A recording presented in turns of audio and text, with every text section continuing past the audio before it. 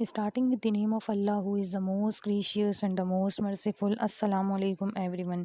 आज की इस वीडियो लेक्चर में हम डायबिटीज़ के बारे में डिस्कस करेंगे।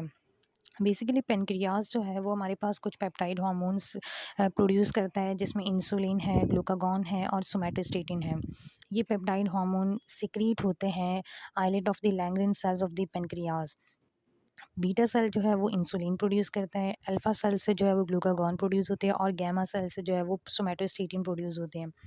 ये हार्मोन बेसिकली हमारे लिए इंपॉर्टेंट रोल प्ले करते हैं हमारी मेटाबॉलिक एक्टिविटीज़ को जो है वो रेगुलेट करने के लिए, और इसीलिए जो है वो फिर ग्लूकोज होमियोस्टेसिस भी मेंटेन होता है।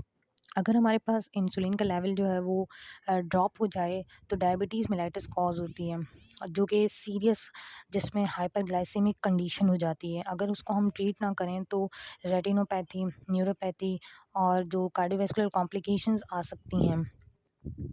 इसीलिए एडमिनिस्ट्रेशन करनी होती है इंसुलिन प्रिपरेशंस की या ग्लूकोज लोविंग एजेंट्स की, ताकि मॉर्बिडिटी जो है वो रिड्यूस हो जाए और मॉर्टेलिटी भी, जो कि डायबिटीज़ की वजह से हो रही होती हैं। डायबिटीज़ मेलाइटस बेसिकली क्या है? ये एक सिंगल डिजीज़ नहीं होती, ये एक हेट्रोजीनियस ग्रुप ऑफ सिंड्रोम होती है, जिसमें ब्लड ग्लूकोज लेवल इंक्रीज़ हो जाता है और इसकी वजह डेफिशिएंसी होती है इंसुलिन की।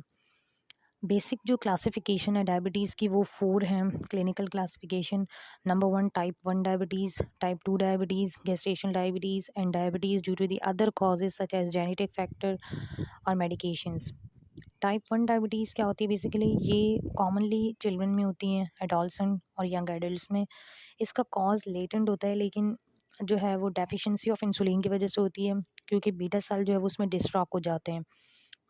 तो without functional beta cell pancreas जो है वो ग्लूकोज को रिस्पॉन्ड नहीं दे रहा होता है, इंसुलिन रिलीज़ नहीं होती, और जिसकी वजह से सिम्टम्स जो है वो अपीयर होते हैं, जिसमें पॉलीडिप्सिया यानी कि जिसमें एक्सट्रीम थर्स्टनेस फील होती है, पॉलीफेजिया जिसमें एक्सट्रीम हंगर फील होती है, फ्रीक्वेंट यूरिनेशन हो रही होती है और वेट लॉस भी हो रहा होता है।